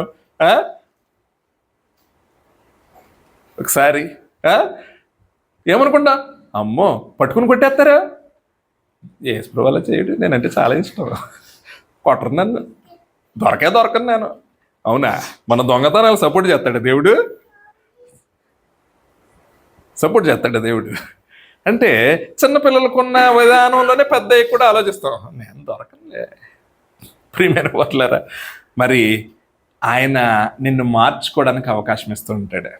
ఒకసారి మరి ఒక వాక్యం ఉంటుంది కదా, ఒక యజమానుడు వచ్చి తోటమాలతో చెప్తాడంట, చాలా సంవత్సరాలుగా చూస్తున్న నీ చెట్టుని నరికే నువ్వు అంటే, తోటమాల అంటాడంట, అయ్యా ఒక్కసారి నాకు ఛాన్స్ ఇవ్వ, మరి ఇంకా కొంచెం నేను నీళ్లు పెడతాను, మరి కొంచెం దానికి శ్రద్ధగా చూస్తాను, ఇంకొంచెం ఎరువు వేస్తాను, వచ్చే సంవత్సరం ఖచ్చితంగా కాయ కాస్తుంది. ఒకవేళ కాయకపోతే నువ్వేం చెయ్యి, నరికే. ఎందుకంటే కొన్ని సంవత్సరాలుగా ఈ యొక్క చెట్టుని నేను చూసుకుంటున్నాను, ఖచ్చితంగా వచ్చే సంవత్సరం కాస్తుందని నేను ఆశపడుతున్నాను. ప్రియమైన వాళ్ళారా, ఒకవేళ ఆ చెట్టు మనమేనేమో ఒకసారి ఆలోచించు.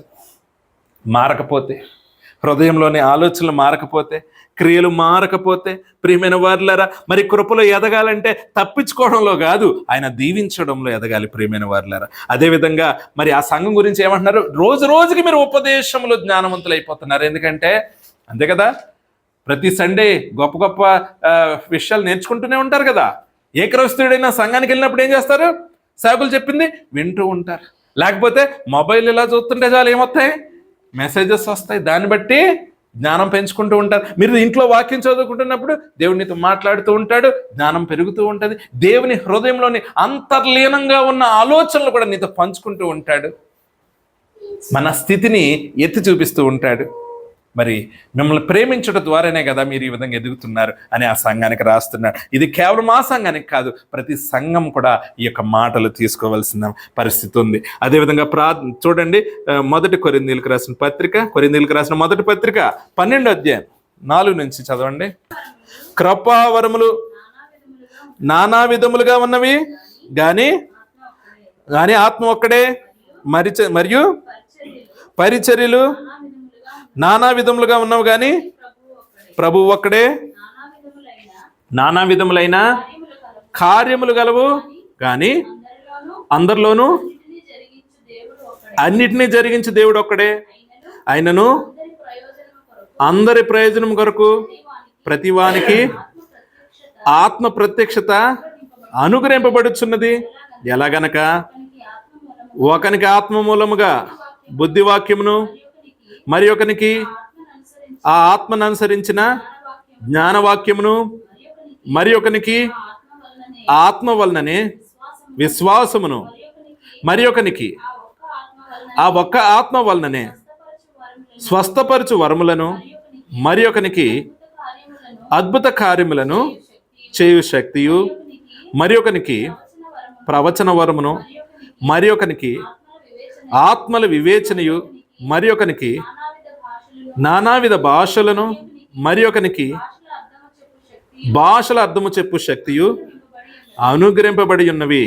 ఆయనను వీటన్నిటినీ ఆత్మ ఒక్కడే తన చిత్తము చొప్పున ప్రతివానికి ప్రత్యేకముగా పంచి ఇచ్చుచు కార్యసిద్ధి కలుగజేయుచున్నాడు.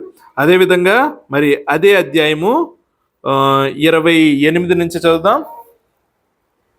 మరియు దేవుడు సంఘములో మొదటి కొందరిని అపోస్తులుగా గాను, పిమ్మట కొందరిని ప్రవక్తలుగాను, పిమ్మట కొందరిని బోధకులుగాను, అటు పిమ్మట కొందరిని అద్భుతములు చేయువారుగాను, తరువాత కొందరిని స్వస్థపరుచు కృపావరములు గలవారిని గాను, కొందరిని ఉపకారములు చేయువారిని గాను, కొందరిని ప్రభుత్వములు చేయువారిని గాను, కొందరిని నానా భాషలు మాట్లాడు వారిని గాను నియమించను. అందరూ అపోస్తులా, అందరూ ప్రవక్తలా, అందరూ బోధకులా, అందరూ అద్భుతములు చేయువారా, అందరూ స్వస్థపరుచు కృపావరములు గలవారా, అందరూ భాషలతో మాట్లాడుచున్నారా, అందరూ ఆ భాషల అర్థం చెప్పుచున్నారా, కృపావరములలో శ్రేష్టమైన వాటిని ఆసక్తితో అపేక్షించడి, ఇదియుగాక సర్వోత్తమమైన మార్గమును మీకు చూపుచున్నాను. ఇవన్నీ ఎందుకు చదివించానంటే ఆ సంఘంలో ఇలాంటి వాళ్ళు కూడా ఉన్నారు. ఎలాంటి వాళ్ళు ఉన్నారు?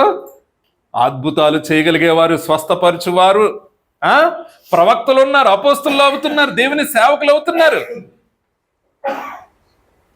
అపవిత్రత ఉంది, ఈ గొప్ప దేవుని వరములు పొందుకున్న వారు ఉన్నారు. అయితే ఇక్కడ ప్రాబ్లం ఏంటంటే డాక్ట్రినల్ ఇష్యూస్ కొన్ని, గర్వము కొన్ని, నేను గొప్ప అంటే నేను గొప్ప, అందరూ అన్నీ చేయలేరు అని వారికి పౌలు బోధిస్తూ ఉన్నాడు. ఏంటంటే కొందరికి కొన్ని ఇస్తాడు, కానీ వీళ్ళు ఏమంటారు ఏంటి, స్వస్థపరిచేస్తాడు. ఎప్పుడైనా భాష మాట్లాడాడు? అసలు భాష మాట్లాడా? ఆదిమ సంఘం మీద మొట్టమొదటి అసలు ఏం జరిగింది? దేవుడు తన ఆత్మను కొమ్మరిస్తే వారు ఏం చేశారు? భాషలు మాట్లాడారు. అసలు ఎప్పుడైనా భాష మాట్లాడా? ఈడెలా అసలు ప్రవక్త అవుతుంది? ఎలాగా స్వస్థత కార్యాలు జరుగుతాయి? దేని వల్ల కాదు. ఇలాంటి రకరకాల భిన్నమైన వాదనలు వస్తున్నాయి. కాబట్టే ఒక మాట ఏంటో తెలుసా, అందరూ స్వస్థపరచువారా, అందరూ ప్రవక్తల, అందరూ అపోస్తుల, అందరూ భాషలు మాట్లాడువారా? అందరూ భాషలు మాట్లాడలేరు. కానీ ఈ రోజుల్లో కొంతమంది ఏం చేస్తారో తెలుసా, భాషలు మాట్లాడకపోతే వాళ్ళు అన్ఫిట్, వాక్య జ్ఞానం లేని వాళ్ళు అందరూ అయ్యి బాబోయ్ ఆ సంఘంలో అందరూ భాషలతోనే మాట్లాడేస్తారని వీళ్ళు భ్రమపడుతూ ఉంటారు. కొరింథీ సంఘంలో అంతంత ప్రవక్తలు ఉన్నారు, అపోస్తులు వీళ్ళందరూ కూడా ఉన్నారు, కానీ వాళ్ళలో కూడా అందరూ భాషలు మాట్లాడేవారు కారు కదా. మరి బైబిల్లో లేని బోధలు ఈ రోజుల్లో ఎందుకు వస్తున్నాయి? ఒక వ్యక్తి నాతో అన్నాడు, ఆయన సేవకుడే, నువ్వు భాషలు మాట్లాడావు కాబట్టి నువ్వు ఎలా సేవ చేస్తున్నావు? You are not suitable for pastor, నువ్వు సేవకుడిగా ఉండడానికే అసలు అర్హుడు కాదు అన్నాడు. అప్పుడు నేను ఇది చూపించా అతనికి, చూపించి మరి అన్ని సంఘాల్లో పాస్టర్లు మాట్లాడుతున్నారా అని కొన్ని సంఘాల పేర్లు చెప్పా, కొన్ని సంస్థల పేర్లు చెప్పా. మరి వాళ్ళందరూ నరకానికి వెళ్ళిపోతారని మీరు అనుకుంటున్నారా అన్న. ఆయన ఏమీ చెప్పలే, కానీ చెప్పకపోయినా నాకు తెలుసు ఆయన అదే నమ్ముతున్నాడు. ఏంటి ఆయన ఏమనుకుంటాడు మనసులో? వాళ్ళందరూ ఎక్కడికి వెళ్ళిపోతారు అనుకుంటాడు. బైబిల్ ఏమంటుంది? అందరూ భాషలో మాట్లాడేవారా? మరి బైబిల్లో లేని ఏ విధంగా అర్థం చేసుకున్నారు వాళ్ళు? ఇలాంటి డాక్ట్రిన్స్ కొరింథీ సంఘంలో కూడా ఉన్నాయి. ఏంటంటే నేను గొప్ప, ఆ సిద్ధాంతం గొప్ప, ఈ సిద్ధాంతం గొప్ప. వీటన్నిటికీ క్లారిఫికేషన్ ఇస్తున్నాడు. ఒక పక్క సంఘములో ఉన్న అనైతికతను, అపవిత్రతను ఎండగడుతూ వారిని పరిశుద్ధత వైపు నడిపిస్తూ, ఒకవైపు భక్తి గర్వంతో ఉన్న వారిని హెచ్చరిస్తూ, క్రీస్తు యొక్క హృదయంలో ఉన్న విషయాల్ని వారికి విశదీకరిస్తున్నాడు. ఏంటంటే ఆయన అందరికీ పంచి ఇస్తాడు. మీరందరూ ఒక శరీరము, ఏ అవయవము ఇంకో అవయవం మీద హెచ్చించుకోవడానికి ఏమీ లేదు. ఒక బాడీ పర్ఫెక్ట్గా వర్క్ అవ్వాలంటే, అది పని చేయాలంటే అన్ని అవయవాలు కరెక్ట్గా పనిచేయాలి. ఆ కృపావరం తక్కువ, ఈ కృపావరం తక్కువ అని నువ్వేమనుకోకు. నువ్వు ఏది లెస్ ఇంపార్టెంట్ అనుకుంటావో అదే గొప్ప ఇంపార్టెంట్ పరిచర్య అవుతుంది. అర్థమైందండి? గొప్ప పరిచర్య ఏంటండి? గొప్ప పరిచర్య ఏంటి మీ ఉద్దేశంలో? గొప్ప పరిచర్య ఏంటి? ఒక 2 సన్నివేశాలు మీకు చెప్తాను. సహజంగా గొప్ప పరిచర్య అంటే ఏమనుకుంటాం? ఒక వ్యక్తి డయాస్ మీద నిలబడి ప్రసంగాలు చేస్తూ ఉంటే అందరూ కన్నీరు కార్చి మరి దేవుని యొక్క కృపను పొందుకుంటే చాలా గొప్ప పరిచర్యగా భావిస్తూ ఉంటాం కదా. అంతే కదా, అదే కదా అనుకుంటాము. లేకపోతే ఒక వ్యక్తి ప్రార్థిస్తూ స్వస్థత కార్యాలు చేసేస్తుంటే, అద్భుత కార్యాలు చేస్తూ ఉంటే అబ్బా గొప్ప పరిచర్య అనుకుంటూ ఉంటాం కదా. శామ్యుయల్ మొరిస్ మోహన్ నెల కూర్చొని ప్రార్థన చేస్తూ ఉంటే సంఘం అంతా కదిలింపబడింది. అది జనాలకి సహజంగా నువ్వు ప్రార్థన చేస్తూ ప్రార్థనా పరుడుగా ఉంటే అది నీకే తెలుస్తుంది. జనాలు నిన్ను కన్సిడరేషన్లో కూడా తీసుకోకపోవచ్చు, కానీ ఏదైతే లెక్కలేనితనంగా ప్రజలు భావిస్తారో అది లెక్కలేనితనం కాదు ప్రియమైన వార్లరా, అది తక్కువది కాదు ప్రియమైన వార్లరా. శామ్యుయల్ మోరిస్ ఒక మూలకెళ్ళి ప్రార్థన చేస్తూ ఉంటే ఆ సంఘం అంతా పశ్చాత్తాపపడిందంట. ఒక కాలేజ్ మూయబడుతున్న బైబిల్ కాలేజ్ గురించి అతను ప్రార్థన చేస్తే ఆ కాలేజ్ మూయబడే స్థితి నుంచి నిలబడి కొన్ని వందల మంది మిషనరీస్ ఆ కాలేజ్ నుంచి విదేశాలకు వెళ్ళి దేవుని పరిచర్య చేశారంట. ప్రియమైన వారులారా, డిఎల్ మూడీ గారు ఒకసారి ఒక ఊరు వెళ్ళి ప్రసంగం చేస్తుంటే ఫస్ట్ కదిలింపబడలేదంట. సాయంత్రం నుంచి వాళ్ళ అనేక మార్పు వచ్చిందంట. ఆ తర్వాత ఆయన ఎంక్వైరీ చేస్తూ చేస్తూ చేస్తూ ఉంటే ఒక ఆమె బెడ్ మీద ఉండి లెగలేని స్థితిలో ఉన్న ఒక యవనస్తురాలు, వ్యాధిగ్రస్తురాలు, ఆమె ప్రార్థన చేసిందంట, ప్రభువా టిఎల్ మూడీ గారిని బలంగా వాడుకో, నా యొక్క పట్టణానికి ఉజ్జీవాన్ని రగిలింపచ్చాయి అని లేవలేదు, మోకరించలేదు, బెడ్ మీద నుండే హృదయాంతరంగం నుంచి ఆయనకు ప్రార్థించినప్పుడు ఆ ఊర్లో అనేక మంది యవనస్తులు కదిలింపబడ్డారంట. అది గొప్ప పరిచర్య కదా? ప్రసంగాలు చేసిందా? స్టేజ్లు ఎక్కిందా? ప్రియమైన వారులారా, దేవుడు నీకు ఇచ్చిన దాన్ని నువ్వు కాపాడుకుంటూ ఆ యొక్క పరిచర్యను నువ్వు ఘనముగా చేసినప్పుడు నీవే గొప్ప పరిచర్య చేయవాడు అవుతావు. నిన్ను మనుషులు లక్ష్య పెట్టకపోవచ్చు, కానీ దేవుడు లక్ష్య పెడతాడు.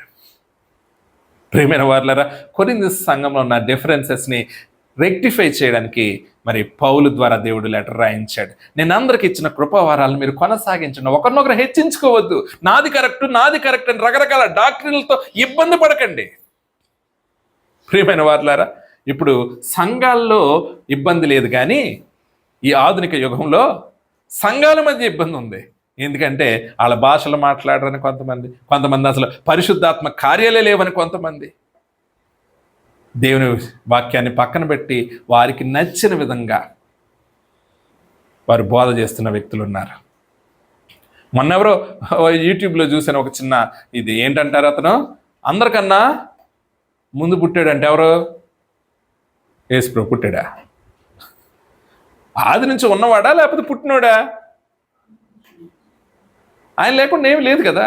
ఆయన ఉన్నాడు అంతే. ఎప్పటి నుంచి ఉన్నాడు అంతే. ఆయనకి సమయం లేదు, ఆయనకి మొదలు అంతం అనేది ఏమి ఉండదు. ఆయన ఉంటాడంతే, ఎప్పటికీ ఉంటాడంతే. ఆయన ఆది యందు వాక్యం ఉండేను అంతే. ఆది నుంచి స్టార్టింగ్ నుంచి ఆయన ఉన్నాడు అంతే. స్టార్టింగ్ ఏంటి? ఆయనకి ఆది అంతము లేనివాడు. ఆయనకి ఆది అంతాలు ఉండవు. ఆయన ఉంటాడంతే.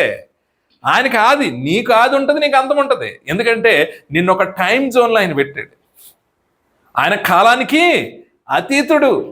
అందుకని కదా ఆయన రాజ్యం గురించి ఏమని ఉంటుంది, అక్కడ పగలో రాత్రులు ఏముండవు.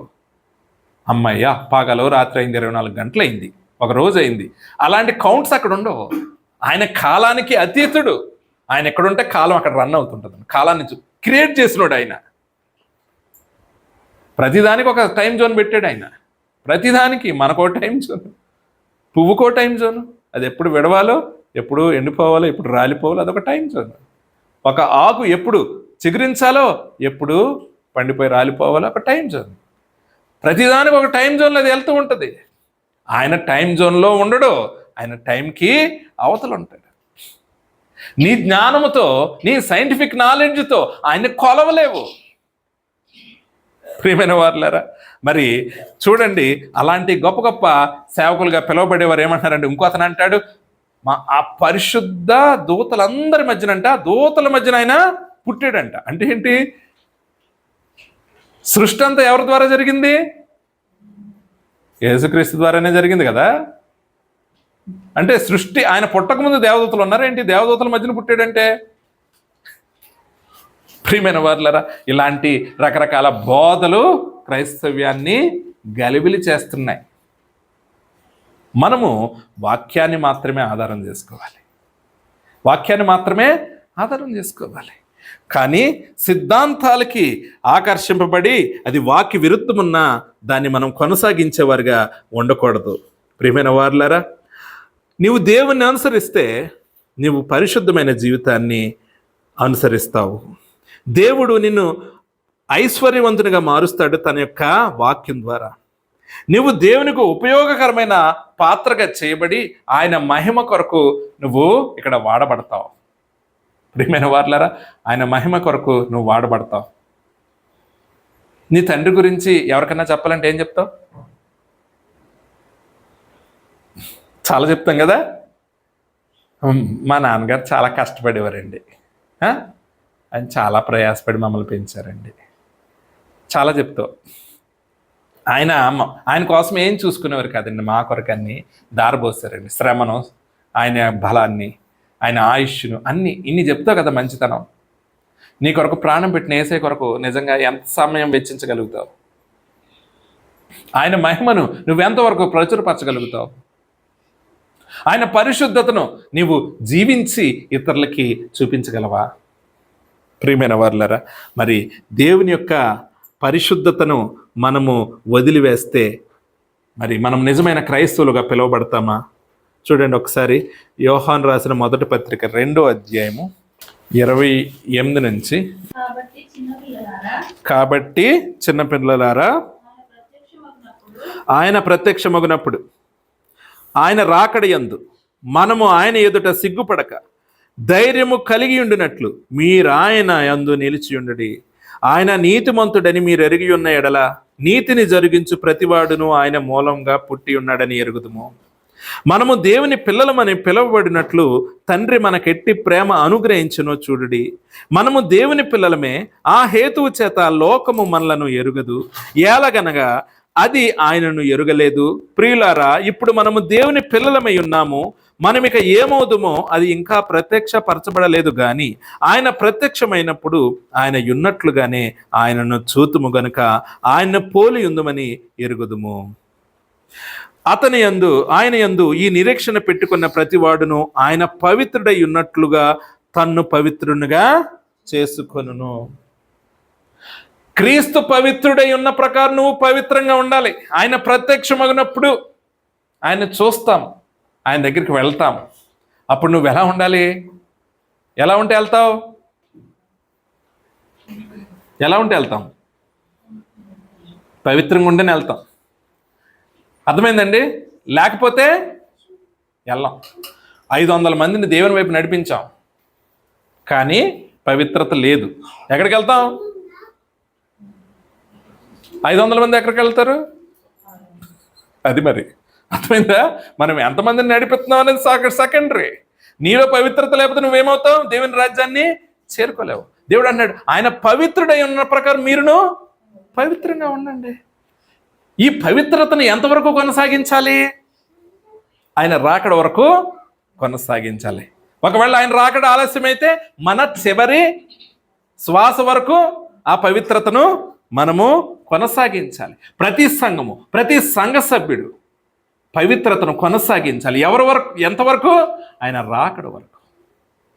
ఆయన రాకడ ఆలస్యమైతే మన చివరి శ్వాస వరకు మనము జీవించుచున్న పరిశుద్ధ జనాంగముగా ఉండాలి ఈ లోకంలో. ప్రియమైన వారులారా, అందుకే దేవుడు మనల్ని పిలిచాడు. పేతురు రాసిన మొదటి పత్రిక 1వ అధ్యాయం 14 నుంచి 16. నేను పరిశుద్ధుడనై ఉన్నాను గనుక మీరును పరిశుద్ధులై ఉండుడని వ్రాయబడి ఉన్నది. కాగా మీరు విధేయులకు పిల్లలై మీ పూర్వపు అజ్ఞాన దశలో మీకుండిన ఆశలను అనుసరించి ప్రవర్తింపక మిమ్మును పిలిచిన వాడు పరిశుద్ధుడై ఉన్న ప్రకారము మీరును సమస్త ప్రవర్తన యందు పరిశుద్ధులై ఉండుడి. పూర్వము దేవుని చేత పిలువబడినప్పుడు, దేవుడు అంటే పూర్తిగా తెలియబడినప్పుడు, అజ్ఞాన దశలో ఉన్నప్పుడు నీవు దేవునికి విరుద్ధమైన పనులు చేశావు, అపవిత్ర కార్యాలు చేశావు. ఇప్పుడు ఆయన తెలుసుకున్నావు, ఆయన చేత పిలువబడ్డావు, ఆయన పరిశుద్ధుడై ఉన్నాడు. మనము కూడా పరిశుద్ధులై ఉండవలసినదే. ప్రియమైన వారులారా, సమస్త ప్రవర్తన యందు ఎలా ఉండాలంట? పవిత్రులై ఉండవలెను. ఉండాల్సిందే. ఉంటే ఉండొచ్చు, లేకపోతే లేదు కాదు, ఉండి తీరాల్సిందే. ప్రియమైన వారులారా, అదేవిధంగా చూడండి కొరింథీయులకు రాసిన మొదటి పత్రిక 6వ అధ్యాయం 9 నుంచి 11. అన్యాయస్తులు దేవుని రాజ్యమునకు వారసులు కానేరని మీకు తెలియదా? మోసపోకుడి, జారులైనను, విగ్రహారాధికులైనను, వ్యభిచారులైనను, ఆడంగితనము గలవారైనను, పురుష సంయోగులైనను, దొంగలైనను, లోబులైనను, త్రాగుబోతులైనను, దోషకులైనను, దోచుకుని వారైనను దేవుని రాజ్యమునకు వారసులు కానేరరు. మీలో కొందరు అట్టివారై ఉంటిరి గాని ప్రభువైన యేసుక్రీస్తు నామమున మన దేవుని ఆత్మయందును మీరు కడగబడి పరిశుద్ధపరచబడిన వారే నీతిమంతులుగా తీర్పు తీర్చబడితే మీరు దేవుని రక్తంలో కడగబడ్డారు. మీరు ఇప్పుడు నీతిమంతులు అయ్యారు. మరలా మీరు ఆ అజ్ఞాన దశలోకి వెళ్ళకండి. ఒకనొకప్పుడు ఏంటంట, జారులుగా ఉన్నారు. జారులు అంటే ఏంటి? జారారా ఏంటి? జారులు అంటే ఏంటి? జారత్వం అంటే ఏంటి? పెళ్ళి కాకముందు ప్రేమ అనే వంకతోనో మరి శారీరక సంబంధాలు పెట్టుకున్న యువకులు ఏం చేస్తున్నట్టు? జారత్వము చేస్తున్నట్టు. అయ్యో ఇది ప్రేమ కదా, దేవుడు ప్రేమ అయి ఉన్నాడు కదా, ఆ ప్రేమ వేరు ఈ ప్రేమ వేరు, దీన్ని కలిపేకి అది వేరు ఇది వేరు. ఆ ప్రేమని ఈ ప్రేమకి ఎలా పోలుస్తావు? ఒక నిబంధన ఉండాలి. వివాహం అనే నిబంధన ఉండాలి. పెళ్లి కాకముందు ఒకవేళ శారీరక సంబంధాన్ని కొనసాగిస్తే అదేంటంట? జారత్వం. ఇంగ్లీష్లో ఫోర్నికేషన్ అంటారు. వ్యభిచారం అనగా పెళ్లి తర్వాత చేసేదేంటి? వ్యభిచారం. అదే యాక్ట్ విత్ అదర్ పార్ట్నర్ తోటి చేసేది ఏమంటారు? దాన్ని వ్యభిచారం. అది చేసినా ఇది చేసినా ఎక్కడికి వెళ్ళరు? ఇంకా చాలా ఉన్నాయి కదా, దొంగలైనను, మోసగాళ్ళైనను, అబద్ధికులైనను, ఇంకా చాలా ఉన్నాయి కదా, విగ్రహారాధికులైన. ఇవన్నీ వీళ్ళందరూ ఎక్కడికి వెళ్ళరు? దేవుని రాజ్యాన్ని చేరరు. ప్రియమైన వారులారా, ఈ లోపల దేవుడు ఆశీర్వదించాడని మనం ఎన్ని అనుకున్నా సరే వీటి నుంచి బయటికి రావాల్సిందే. ఆఖరిగా ప్రకటన గ్రంథము 22:15 కుక్కలను, మాంత్రికులను, వ్యభిచారులను, నరహంతకులను, విగ్రహారాధికులను, అబద్ధమును ప్రేమించి జరిగించు ప్రతివాడును వెలుపట నుందురు. ప్రియమైన వారులారా, పవిత్రత లేకపోతే ఎక్కడుంటారు? మరి క్రైస్తవులుగా మనం ఎందుకు పిలువబడ్డాం? పరిశుద్ధులుగా ఉండడానికి పిలువబడ్డాం. పరిశుద్ధత లేకపోతే నిజమైన క్రైస్తవులుగా పిలువబడతామా? పిలువబడము. నిజమైన క్రైస్తవులుగా లేకపోతే ఆయన రాకడలు ఎత్తబడతామా? ఎత్తబడం. ఆయన రాజ్యాన్ని స్వతంత్రించుకుంటామా? స్వతంత్రించుకో. పవిత్రత, పరిశుద్ధత కొరకు మనం తాపత్రయపడాలి. మరి దాని కొరకు ఏం చేయాలి? ఆయన యందు విశ్వాసం ఉంచంతే. ఏం చేయాలట అంటే ఏంటి? ఆయన చెప్పింది 100% నమ్మంతే. ప్రశ్నించక ఇంకా. అరే అబద్ధం ఆడకపోతే ఆ ₹1,00,000 పోతాయేమో, ఆ కాంట్రాక్ట్ పోద్దేమో, అది పోద్దేమో, ఇది పోద్దేమో, ఆడకంతే. అంతే. ఇంకా ఆలోచించుకో, తర్వాత ఏం జరుగుతుంది అన్నది ఆలోచించు. ఆయన ఏమన్నాడు? అబద్ధం ఆడొద్దు అన్నాడు, అంతే. మానే అంతే. చాలా అవసరం ఉంది. డబ్బు అవసరం. మందు కొనకపోతే ఇంట్లో ఎవరో చనిపోయే పరిస్థితి ఉంది. ఎవరో అక్కడ వదిలేసి ఏదో బ్యాగ్ చూడమని వెళ్ళారు. కొంచెం జిప్ ఓపెన్ అయ్యి ఉంది. చూస్తే ఏముంది? ఇంత కరెన్సీ కట్ ఉంది. ఏం చేయాలి? అరే చచ్చిపోతారండి ఇంట్లో మందు కొనకపోతే. దేవుడు క్షమించడా? దేవుడు పశ్చాత్తాపడితే క్షమిస్తాడు. అది పక్కన పెట్టు. అప్పుడు నీకు తెలుసు కదా, పవిత్రతను, పరిశుద్ధతను కాపాడు అంతే. తర్వాత ఏమవుతుంది? ఖచ్చితంగా నువ్వు ప్రార్థన చేసి, ప్రభువా అవసరం ఉంది, నీకు తెలుసు, ఇదిగో నీ కొరకు నేను వదిలేస్తున్నాను, నువ్వు నా ఇంట్లో వాళ్ళని స్వస్థపరిచయం చేయడమ్మా. చేస్తాడు కదా. ఒకవేళ చేయకపోతే దేవుడు అన్యాయస్తుడా? కాదు కదా. దేవుడు అన్యాయస్తుడు అయిపోతాడా? కాదు కదా. ప్రతి ఇంట్లో ఎవరో ఒకరు, తల్లో తండ్రో వారికి సమీపస్తులో మరణించిన వాళ్ళు ఎవరు లేరా? దేవుడు అన్యాయస్తుడు అయిపోయాడు ఏంటి? పాపం కొంతమందికి పిల్లలు కూడా చనిపోయిన వాళ్ళు ఉండే, చిన్న చిన్న పిల్లలు. దేవుడు అన్యాయం చేసినట్టే ఏంటి? కాదు కదా. ఆయన న్యాయవంతుడే కదా. ప్రియమైన వారులారా, ఆయన ప్రశ్నించుకో. ఆయన చేయమన్నది చేసే. నువ్వు ఎప్పుడు చేయగలుగుతావు? ఆయన చేయమన్నదే చేస్తావు. ఎప్పుడు చేస్తావు? ఆయన నమ్మితే. ఎందుకంటే ఆయన నమ్మితే కొన్ని కష్టాలు ఉంటాయి. ఆయన కొరకు నువ్వు సాక్షిగా నిలబడినప్పుడు దేవుడు నిన్ను పరిశుద్ధుడిగా, పవిత్రుడిగా చేస్తాడు. నిన్ను తన కుమారుడిగా పిలవడానికి ఆయన ఇష్టపడతాడు. ఆయన రాజ్యానికి నిన్ను వారసుడిగా చేస్తాడు. మరి కొరింథీ సంఘంలో చాలా మిక్స్డ్ పీపుల్ ఉన్నారు. ఒక రకంగా చెప్పాలంటే అందులో అనైతికత లేక అపవిత్రము ఉన్న సంఘంగా పిలువబడింది. కారణం వారిలో ఉన్న శరీర క్రియలు. కొంతమంది తాగుబోతులు, కొంతమంది కృపను తమకు అనుకూలంగా మార్చుకొని మాట్లాడేవాళ్ళు, లోకరీతి జ్ఞానాన్ని సంఘంలోకి చొప్పించేవారు, ఆచారాలను సంఘంలో చొప్పించేవారు.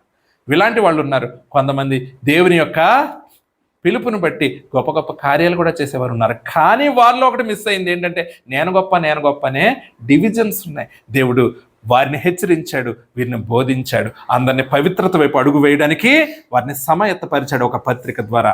ఈరోజు మనతో కూడా మాట్లాడుతున్నాడు. ఒకవేళ మనలో ఏదైనా అపవిత్రత ఉందా, జాగ్రత్త, మనం పరిశుద్ధపరచబడాలి. ఈరోజు దేవుడు మనతో మాట్లాడుతున్నాడు. పరిశుద్ధంగా ఉండకుండా ఆయనకి ఇష్టంగా ఉండలేం మనం, ఎందుకంటే ఆయన పరిశుద్ధుడు. నేను పరిశుద్ధుడై ఉన్న ప్రకారం మీరును పరిశుద్ధుడై ఉండండి, నేను వెలుగై ఉన్న ప్రకారం మీరును వెలుగై ఉండండి. ఈ లోకంలో ఆయన మహిమను ప్రచురపరచువారుగా ఉండాలి మనం. ఆయన నామానికి అవమానం తెచ్చేవారుగా ఉండకూడదు. మరి దేవుడు మనతో మాట్లాడుతున్నాడు. ఆ వాక్యాన్ని అంగీకరించి వాక్య ప్రకారం జీవించడానికి ముందు కొనసాగుదాం. దేవుడి వాక్యం మనందరి హృదయాలు 100గా ఫలింపజేయనుగాక. ఆమేన్.